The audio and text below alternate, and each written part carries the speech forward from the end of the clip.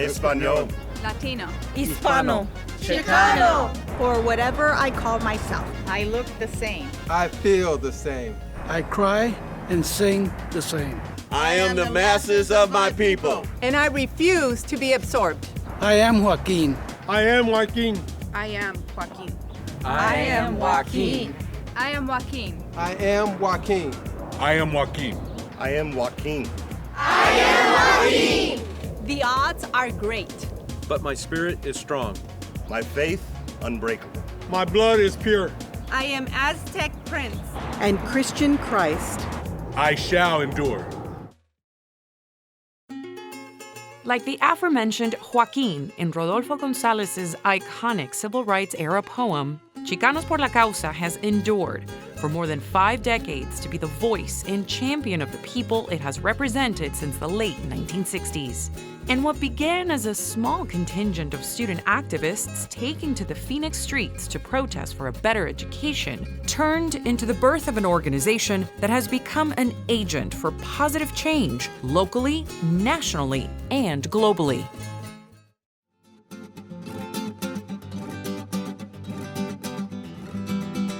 Dime con quién andas y te diré quién eres. Means in English to me is that tell me who you hang with and I'll tell you who you are.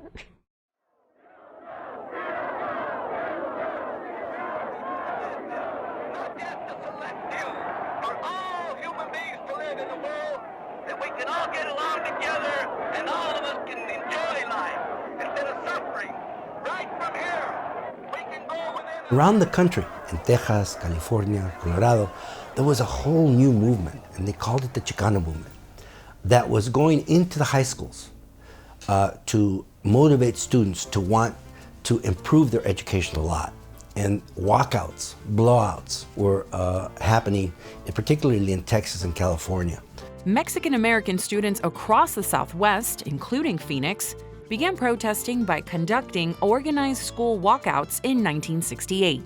We're supporting the walkouts by getting people to demand their rights. It was well known that the students were not getting the proper education.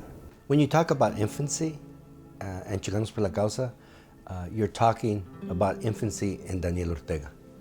I was but a sophomore in high school when I got involved with a group of students from Arizona State University who were within an organization named MASO, Mexican American Student Organization. And a lot of them were coming on to the campus at Phoenix Union High School trying to create interest in young people like myself to go to college, to go on to a university.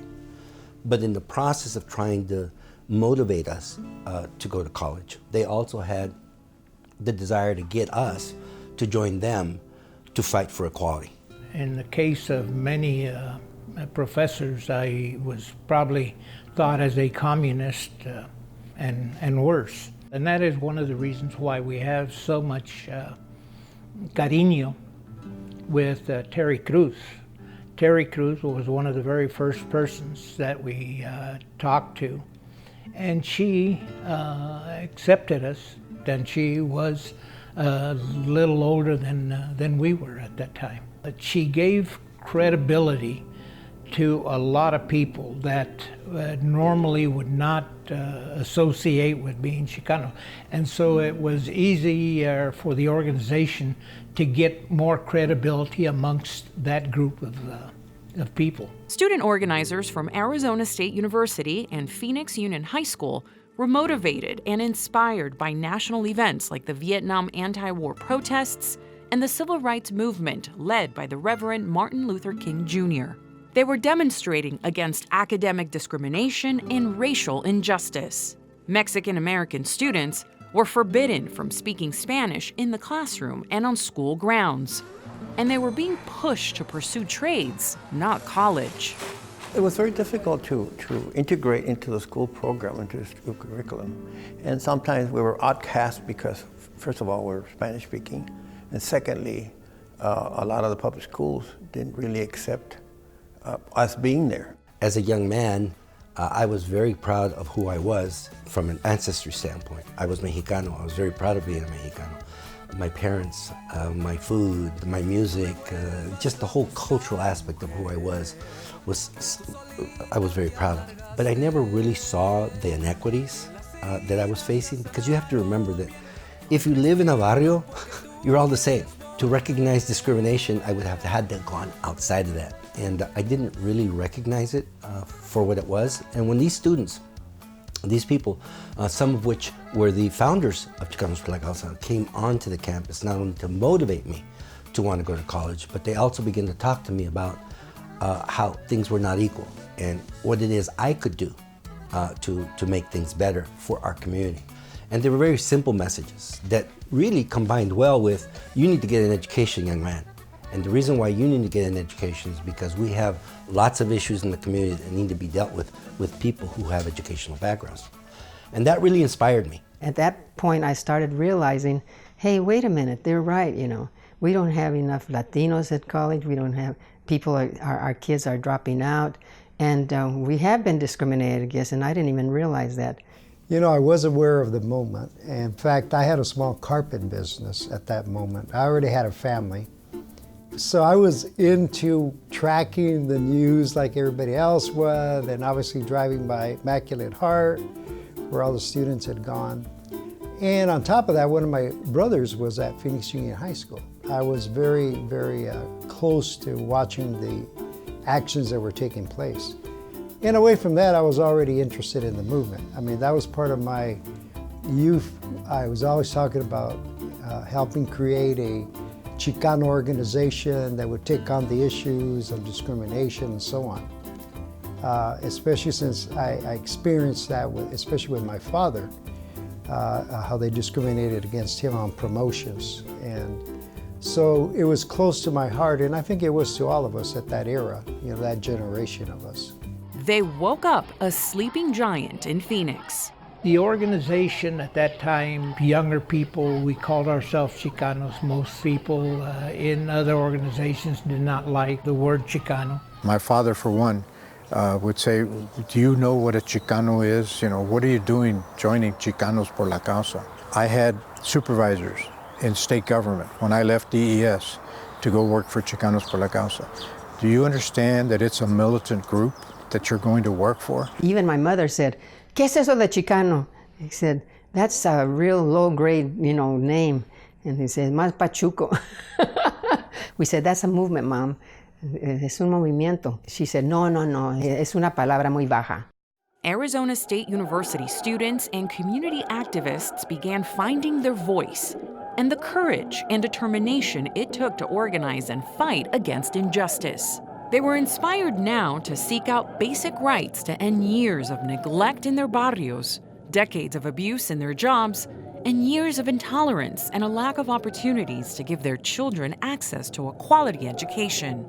In 1967, when I first came to Phoenix, I worked for the Arizona State Civil Rights Commission as a field representative. And this was during the time that there was a lot of movements taking place. There was a civil rights movement.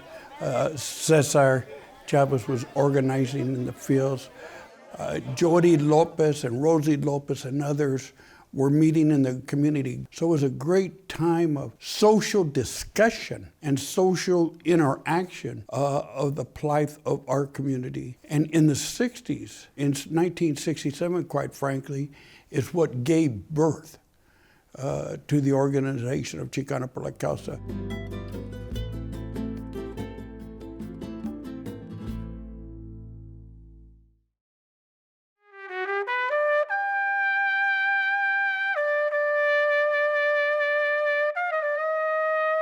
As the 70s began, Chicanos Por La Causa began championing the concerns of farm workers.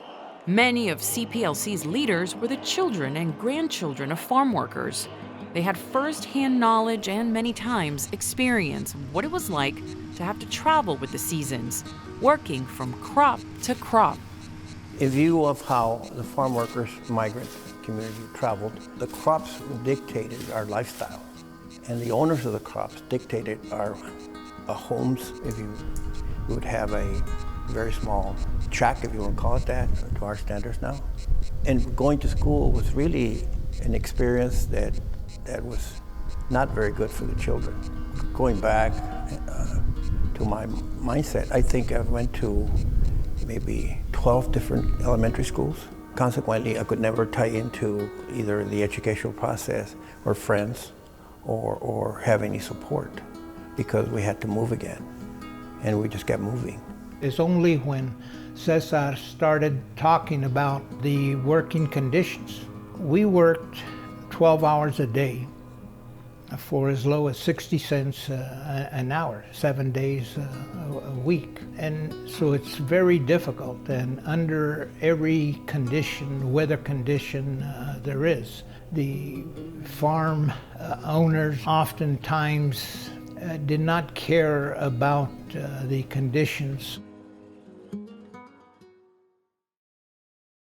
Yes, Cesar lived here in this room in Santa Rita Hall, which was the first building and office of Chicanos Por La Causa. And this particular room is where Cesar Chavez had his 24-day fest. The Santa Rita Center was a small chapel built by parishioners of the nearby Sacred Heart Church, east of Santa Rita, in what was known as the Golden Gate Barrio. The neighborhood roughly bordered 16th to 20th Street, from the railroad tracks to Buckeye Road.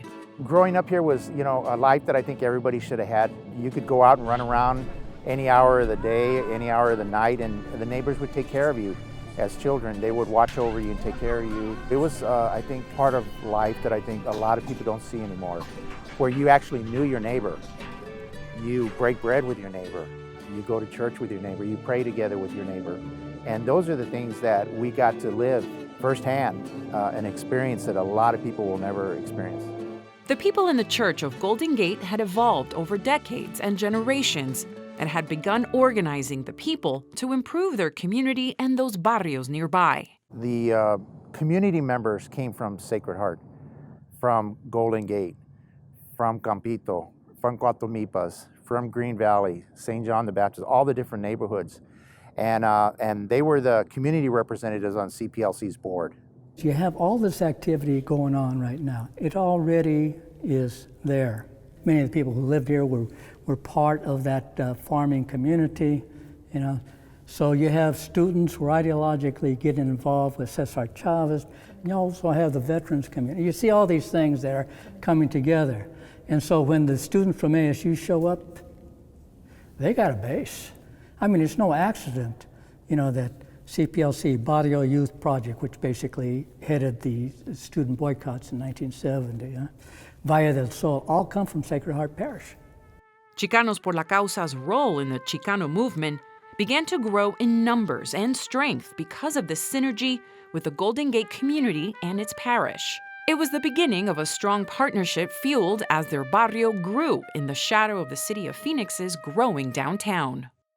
In the 70s and 80s, the city declared eminent domain and began raising the Golden Gate neighborhood to expand Phoenix Sky Harbor International Airport. It displaced nearly 6,000 Latino families, leaving behind only one prominent red-bricked symbol of resistance. But when we wanted to tear down the church, that just struck too close, because that's the memory of your families, of the origin. That's the connection. The power of the bureaucracy is to outlast the opposition. They didn't count on us outlasting them. So tell me, who has the political and economic standing to assure that this place is saved? Not only saved, but maintained in a respectful manner. CPLC has that. Why was it so important for us, right? That neighborhood was displaced because the FAA wanted the city for the airport, right? Sacred Heart was built by our community because in those days we couldn't go to the other churches like St. Mary's Basilica. So we built our own church. And after all, everything was gone, the church was still there, and it's still there today. So why do we stay here? It's because this is where we come from. And I want to make sure that we don't forget where we come from. And we need to invest in our communities. I've spent 48 years of my life in this fight, in this struggle, in this movement. And all the elders, including my dad, spent more years than that. So until they died. Do you think your dad would be proud? Yeah, I think he's very proud. Praying for all of us. Really for all the elders that are gone. I think this is what it is. It's for them.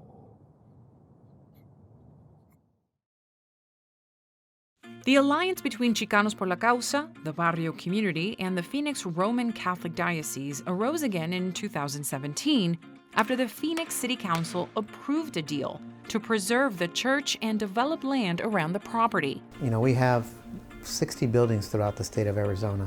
The bulk of them are still here in the barrio where we started, and where we go invest in, we go work in those neighborhoods that nobody else wants to go invest in. That's how we make change, right? We have to be willing to be those pioneers, if you will, to go back in the neighborhoods and provide those opportunities. You know, one of the blessings that we have is for 30 years we've been trying to get Golden Gate Community back by the airport. And the great news, after 30 years and multiple RFPs and challenges and different mayors and different council people, we finally got the vote. As we go into other communities like Nevada that we're in now and New Mexico, the bulk of our investment is going to be in the barrios and the neighborhoods that need the investment.